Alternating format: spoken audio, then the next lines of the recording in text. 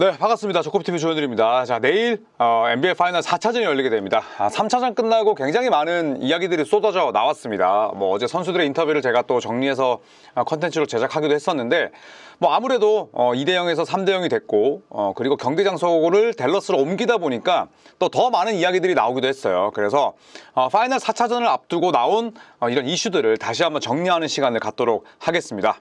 자, 그래서 어제 경기 끝나고 나서 제이슨 테이텀과 제일런 브라운이 또 아주 서로 진하게 포옹하는 장면이 나오기도 했었죠. 이 테이텀이 얼마나 우승을 원하고 있는지를 알 수가 있었는데, 제이슨 테이텀이 뭐 어떤 얘기를 했냐면, 뭐 경기 끝나고 나서 그냥 우리의 감정을 보여준 거다.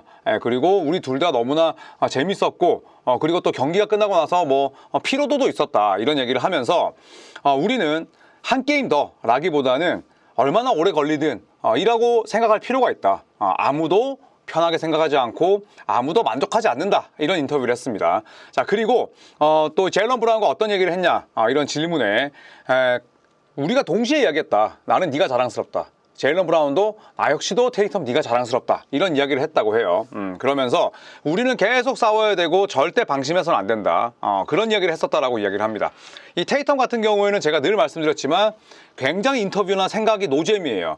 좋게 얘기하자면 굉장히 가치관과 생각이 올바른 인물입니다.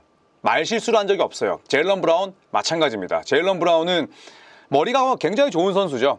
그리고 뭐 사회적인 그런 활동도 많이 하는 선수지만 또 나사로부터 인턴십 제안을 받기도 했었고 여러 가지 언어를 사용합니다. 기본적으로 똑똑한 선수예요. 그래서 인터뷰나 뭐 언어 구사 능력 굉장히 뛰어납니다. 네, 그리고 제이슨 테이텀과 제일런 브라운을 갈라놓기 위한 그런 이간질들이 굉장히 뭐 언론이나 또 일부 팬덤들 사이에서 많았잖아요, 현지에서.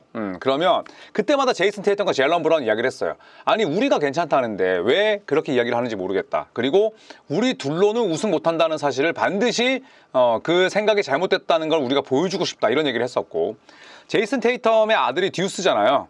그런데 뭐 아이를 키우다 보면 아이를 급하게 맡겨야 될 때가 있습니다. 뭐 저도 몇 번 그런 적이 있고, 그럴 때마다 제이슨 테이텀이 제일런 브라운에게 찾아갔다고 하죠.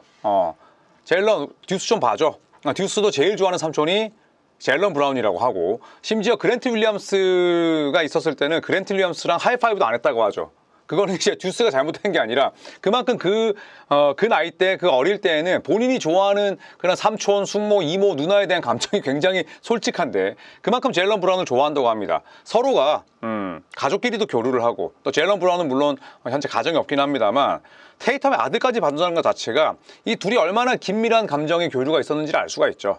그렇기 때문에 지금 제일런 브라운이 컨퍼런스 파이널 MVP를 받았을 때도 제이슨 테이텀은 뒤에서 아이처럼 박수치는 장면이 잡혔었죠. 그리고 3차전도 제일런 브라운이 후반을 접수했습니다. 테이텀은 4쿼터의 야투가 하나였어요. 그렇기 때문에 사실 굉장히 이기적인 선수 입장에서는 내 퍼포먼스가 만족스럽지 않고 언론이나 팬들의 반응에 신경을 쓰다 보면 나도 모르게 얼굴이 찡그러지거나 제일런 브라운에게 정말 진심의 축하를 못할 수도 있는데, 테이텀은 어제 끝나고 나서 정말 좋아하면서 또 제일런 브라운과 뜨겁게 포옹했었거든요. 그래서 그런 인터뷰 내용을 봤을 때 테이텀과 브라운은 아주 생각이 바른 선수들이다. 그리고 이 둘은 언론이 생각하는 것보다 훨씬 더, 우리가 생각하는 것보다 훨씬 더 끈끈한 관계다라는 걸 알 수가 있습니다. 자, 댈러스 매버릭스는 파이널에서 3연패를 떠안았습니다. 그 전까지는 쭉쭉 연승 달렸었죠. 5연승 달렸다가 미네소타 팀볼브즈와의 컨퍼런스 결승 4차전에서 지고 5차전 잡아냈습니다만 1, 2, 3차전을 내리졌습니다. 그리고 1, 2, 3차전을 내리지는 동안 단 한 번도 100점 이상 넣지 못했어요. 올 시즌의 댈러스는 포커스를 공격에 맞췄습니다. 이건 제이슨 키드 감독이 전년 대비 페이스를 가장 빠르게 가져간 이유이기도 하고요. 그런데 공격적으로 나서야 되는 팀이 현대농구에서 100점을 한 번도 못 넘겼다. 이것 자체가 막을 수 없는 보스턴의 수비력에 기인한 바가 큰 거죠. 그래서 보스턴 셀틱스는 지금 신나는 연승 중입니다. 클리블랜드 캐벌리어스와의 3차전 이후에 다 승리를 따냈죠. 3, 4, 5차전 잡아냈고 컨퍼런스 결승 4경기 잡아냈습니다. 그리고 파이널 3연승이니까 지금 플레이오프에서만 무려 10연승입니다. 정규 시즌 10연승도 쉽지 않아요. 그런데 플레이오프에서, 그것도 컨퍼런스 결승과 파이널을 거치면서 10연승, 아주 대단한 위치죠. 그래서 레리 버드가 1980년대 보스턴을 3번의 우승으로 이끌었었는데 그 레리 버드조차도 3번의 우승 가운데 4대0 승리는 한 번도 없었습니다. 그리고 역대 최강팀으로 꼽히는 뭐 1996년 시카고 불스라든지 뭐 2017년에 뭐 골든스테이트 워리어스 이런 팀들도 컨퍼런스 결승과 NBA 파이널에서 모두 4대0 수입을 달성한 적은 없어요. 예, 그만큼 만약에 보스턴 셀틱스가 4차전마저 잡아내고 컨퍼런스 결승 4연승, NBA 파이널 4연승을 차지한다면 새로운 역사를 쓰게 되는 거죠. 그만큼 보스턴의 이번 플레이오프 아주 강합니다. 자, 그리고 루카 돈치치가 심판진에 대한 불만을 경기 끝나고도 드러냈습니다. 루카 돈치치는 지난 3차전에서 6반칙 퇴장당했습니다. 본인의 NBA 커리어 2번째 6반칙 퇴장이고 NBA 플레이오프에서는 첫 번째 퇴장이에요. 그런데 루카 돈치치가 딱 6번째 파울을 했을 때 그때 감독이 제이스 키드 감독이 코치 챌린지를 썼죠. 그런데 그때 루카 돈치치는 벤치를 향해서 이야기를 합니다. 시부랄, 이거 니네들 봐야 돼. 이거 니네들 지금 당장 봐야 돼. 벤치가 무슨 잘못했나요? 욕설을 섞으면서 이야기를 했어요. 마치 벤치의 잘못인 것처럼. 그런데 리뷰 결과 결국에는 돈치치의 블락킹 파울, 수비자 파울로 지적이 됐습니다. 하지만 돈치치는 이렇게 얘기를 했었죠. 나는 아무 말도 하고 싶진 않지만 NBA 파이널에서 6번째 파울? NBA 파이널에서 6번째 반칙이 그런 식으로 불린다고?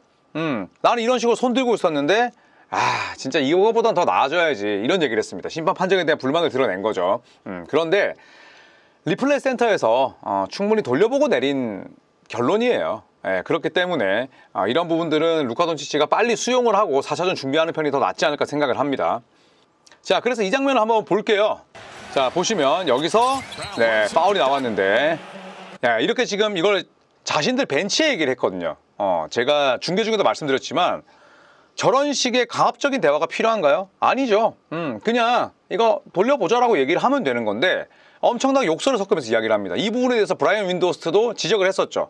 벤치가 잘못했나? 왜 벤치가 잘못한 것처럼 저렇게 이야기를 하지? 이런 인터뷰를 했었어요. 저도 루카 돈치치의 저런 바디랭귀지는 저는 좋지 않다고 생각을 해요. 그래서 화를 냈고 그리고 돌려봤는데 여기서는 보시면은 블락킹 파울이 나온 거죠. 그래서 루카 돈치치는 뭐 나는 이렇게 있었다라고 했지만 여기서 블락킹 파울은 결국 공격자가 그 다음 동작을 행하기 전에 내가 자리를 선점하고 있었느냐 아니냐의 문제인데 지금 뭐 저는 돌려봤을 때 뭐 리플레이 센터의 의견에 동조해요.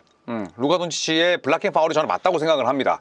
그리고 루카 돈치치가 6번째 파울이 뭐 소프트했다, 나는 이렇게 손을 들고 있었는데 NBA 파이널인데 6번째 반칙을 이런 식으로 분다고 이렇게 징징거릴 게 아니라 본인이 5번째 파울에서 6번째 반칙을 했을 때 조심했어야 됐고 그 전에 4번째 파울에서 5번째 반칙을 했을 때 더 조심했어야 됐어요.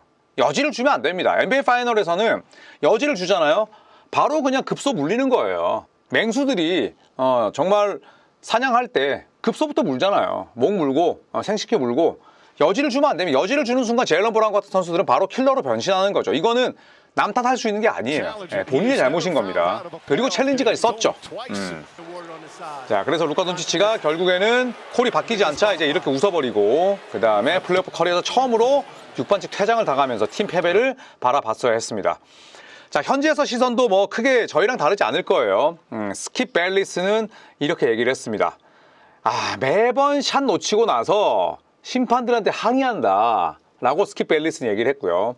그 다음에 캔들 퍼킨스는 진짜 그만 징징거려라, 징징거리는 것 좀 이제 그만해야 된다 라고 이야기를 했습니다. 그리고 또 아래쪽으로도 봤을 때는 뭐 수비 정말 못한다 이런 얘기를 했었고 또 아래쪽에서는 댈러스의 루카 돈치치의 지금 모습을 동상으로 만들어야 될 것이다 뭐 이렇게 얘기를 하는 겁니다. 조롱하는 거죠.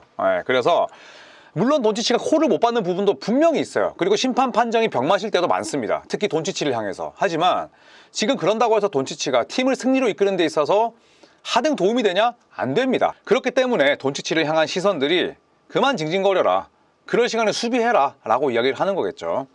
자, 그렇다면 3대0 상황은 총 몇 번 있었을까요? 파이널에서 3대0 상황은 총 15번이 있었습니다. 그리고 이 15팀은 모두 다 우승을 했고요. 그 다음에 이 15개 팀들 가운데 오직 6개 팀만이 스윕을 피했습니다. 그러니까 15개 팀 가운데 6개 팀만이 4차전을 잡아냈고 나머지 9개 팀은 그대로 4대 떡으로 졌다는 거예요. 3대0에서 3대3으로 만든 경우가 딱 한 번 있었는데 이건 1951년이었습니다. 이게 유일한 사례였고요. 그리고 NBA의 역사 전체를 놓고 봤을 때 7전 4선승제 시리즈에서 3대0 상황이 총 156번 있었습니다. 그런데 단 한 번도 4대3으로 뒤집어진 적이 없습니다. 그렇기 때문에 역사는 보스턴의 우승을 가리키고 있어요. 자, 그렇다면 3대0이 된 상황들을 한번 살펴보겠습니다. 고대 시절은 그냥 빨리빨리 넘어갈게요. 47년 4대1, 49년 4대2, 51년이 유일하게 3대0에서 3대3이 됐지만 결국에는 신시내티 로열즈가 4대3으로 승리를 했습니다. 그 당시에 상대팀은 뉴욕 닉스였고요. 1959년에 바로 이 보스턴이 LA 레이커스 맞붙었습니다. 4대0으로 승리를 따냈고 71년에 미러키는 3대0에서 4대0, 골든스테이트 워리어스 1975년 상대가 워싱턴 블리츠였는데 이때 강백호 자유투 릭 베리가 이끌었던 팀이었죠. 3대0에서 4대0을 만들었습니다. 83년 필라델피아 모제스 말론이 이끌던 팀인데 3대0에서 4대0으로 스윕승. 89년 디트로이트가 레이커스 상대로 4대0. 이때는 매직 존슨이 있었던 팀이었는데 아이지아 토마스, 조 듀마스 콤비가 레이커스를 스윕했습니다. 1995년으로 가볼까요? 이때는 하킴 올라주원과 샤킬 오닐의 대결로도 유명했었죠. 이때 올랜도 매직을 4대0으로 이겼습니다. 그리고 96년 3대0 상황에서 시애틀이 두 판이나 따냈어요. 그래서 두 판이나 따낸 건 1949년 이후로 무려 47년 만에 시애틀이 처음이었어요. 하지만 결국 시카고가 4대2로 이겼습니다. 2002년에 LA 레이커스가 뉴저지 네츠를 상대로 4대0, 샌안토니오 스퍼스가 클리블랜드 상대로 2007년에 4대0, 이때 클리블랜드는 르브론 제임스가 있었죠. 2017년 골든스테이트 워리어스가 클리블랜드를 상대로 4대1, 하지만 이때 4차전은 사실 심판이 만들어준 승리였어요. 말도 안 되는 판정으로 스윕을 없애버렸습니다. 저는 개인적으로 4대0이라고 생각을 하고요. 2018년에도 골든스테이트가 클리블랜드를 상대로 4대0 승리를 따냈습니다.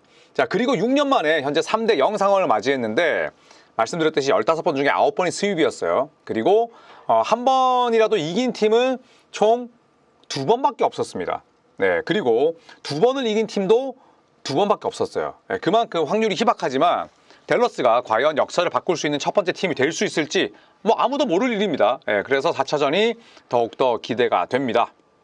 자, 이상 NBA 파이널 4차전을 앞두고 나왔던 이런저런 이야기들을 한번 묶어봤습니다. 자, 4차전은 NBA 2024 파이널 처음으로 주말에 열립니다. 그래서 내일 9시 30분에 저는 JYP 형님과 함께 TV 중계를 하고 다시 스튜디오를 와서 리뷰를 제작할 예정인데 만약에 내일 보스턴이 이긴다면 밤에 시즌 엔딩 라방을 진행하겠습니다. 반대로 댈러스가 한 게임이라도 잡아낸다면 화요일에 5차전이 열리게 되죠. 그때 또 라방 진행 여부를 시리즈 스코어를 보면서 정하도록 하겠습니다. 자, 아직까지 파이널 한 발 남았습니다. 여러분 재밌게 즐겨주시고요. 또 오늘 이후 주말도 잘 보내십시오. 고맙습니다.